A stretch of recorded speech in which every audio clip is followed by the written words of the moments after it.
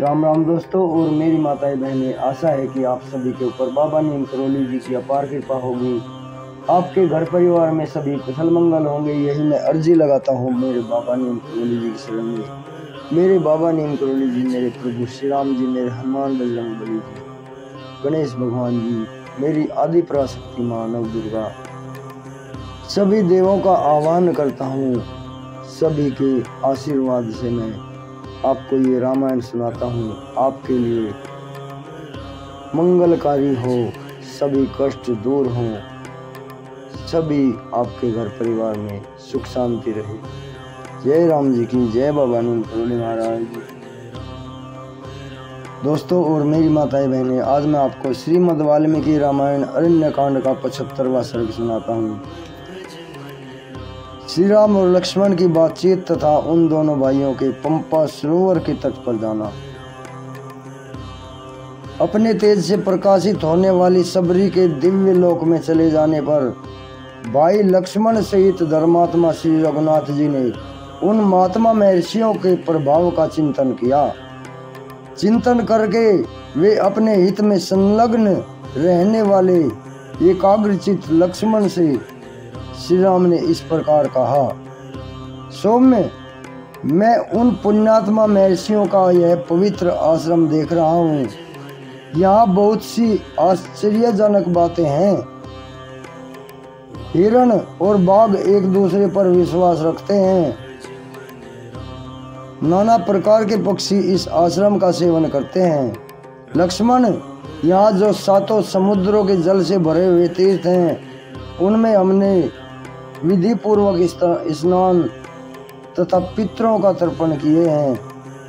इससे हमारा सारा अशुभ नष्ट हो गया और अब हमारे कल्याण का समय उपस्थित हुआ है। लक्ष्मण, इससे इस समय मेरे मन में अधिक प्रसन्नता हो रही है। नरश्रेष्ठ, अब मेरे हृदय में कोई शुभ संकल्प उठने वाला है, इसलिए आओ अब हम दोनों परम सुंदर पंपा सरोवर के तट पर चलें।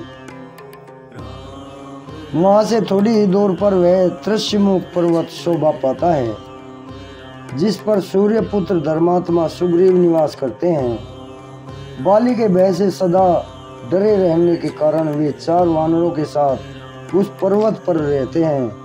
मैं वानर श्रेष्ठ सुग्रीव से मिलने के लिए उतावला हो रहा हूँ, क्योंकि सीता के अन्वेषण का कार्य उन्हीं के अधीन है।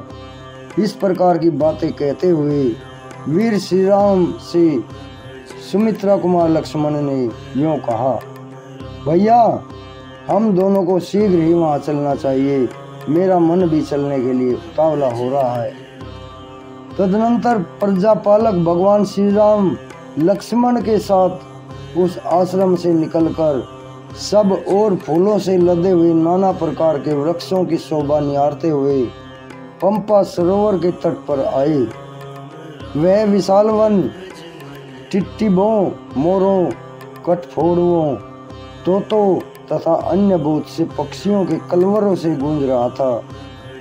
श्री राम के मन में सीता जी से मिलने की तीव्र लालसा जाग उठी थी। इससे संतप्त होकर वे नाना प्रकार के वृक्षों और भांति भांति के सरोवरों की शोभा देखते हुए उस उत्तम जलाशय के पास गए। पंपा नाम से प्रसिद्ध वह सरोवर पीने योग्य स्वच्छ जल बहाने वाला था। श्री राम दूर से देश से चलकर आए थे और तट पर आकर उन्होंने मतंग सरस नामक कुंड में स्नान किया। वे दोनों वीर वहां शांत एवं एकाग्रचित होकर पहुंचे। सीता के शोक से व्याकुल हुए दशरथ नंदन श्री राम ने उस रमणीय पुष्करणी पंपा में प्रवेश किया, जो कमलों से व्याप्त थी। उसके तट पर तिलक, अशोक, नागकेसर व वैकुल के तथा लिसोड़े के वृक्ष उसकी शोभा बढ़ा रहे थे। भांति भांति के रमणीय उपवनों से वह घिरी हुई थी।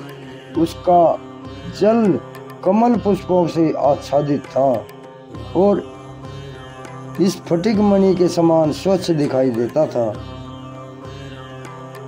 जल के नीचे स्वच्छ बालू फैली हुई थी मत्स्य और कच्छप उसमें भरे हुए थे। तटवर्ती वृक्ष उसकी शोभा बढ़ाते थे। सब ओर से लताओं द्वारा आवेष्टित होने के कारण वह सखियों से संयुक्त सी प्रतीत होती थी। किन्नर, नाग, गंधर्व, यक्ष और राक्षस उसका सेवन करते थे। भांति भांति के वृक्ष और लताओं से व्याप्त हुई पंपा शीतल जल की सुंदर निधि प्रतीत होती थी। अरुण कमलों से वह ताम्रवर्ण की, कुमुद कुसुमों से समूह से शुक्ल वर्ण की तथा नील कमलों के समुदाय से नील वर्ण की दिखाई देने के कारण बहुरंगे कालीन के समान शोभा पाती थी। उस पुष्करणी में अरविंद और उत्पल खिले थे।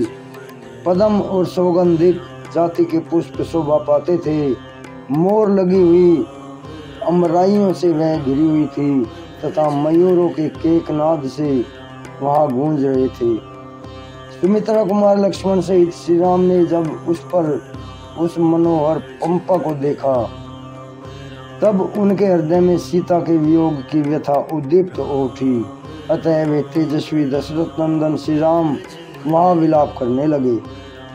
तिलक, बिजौरा, वट, खिले हुए कारवीर, पुष्पित नागकेसर, मालती, कुंद, झाड़ी, भंडीर, वज्जुल, अशोक, चितवन, कतक, माधवी, लता तथा अन्य नाना प्रकार के वृक्षों से सुशोभित हुई पंपा भांति भांति के वस्त्राभूषणों से सजी हुई युवती के समान जान पड़ती थी। उसी के तट पर धातुओं से मंडित पूर्वोक्त त्रिशमुख नाम से विख्यात पर्वत सुशोभित पाता था। उसके ऊपर फूलों से भरे हुए विचित्र वृक्ष शोभा दे रहे थे। अक्षरजा नामक महात्मा वानर के पुत्र कपिश्रेष्ठ महापराक्रमी सुग्रीव वहीं निवास करते थे। उस समय सत्य पराक्रमी श्री राम ने पुनः लक्ष्मण से कहा, नरश्रेष्ठ लक्ष्मण, तुम वानर राज सुग्रीव के पास चलो। मैं सीता के बिना कैसे जीवित रह सकता हूँ।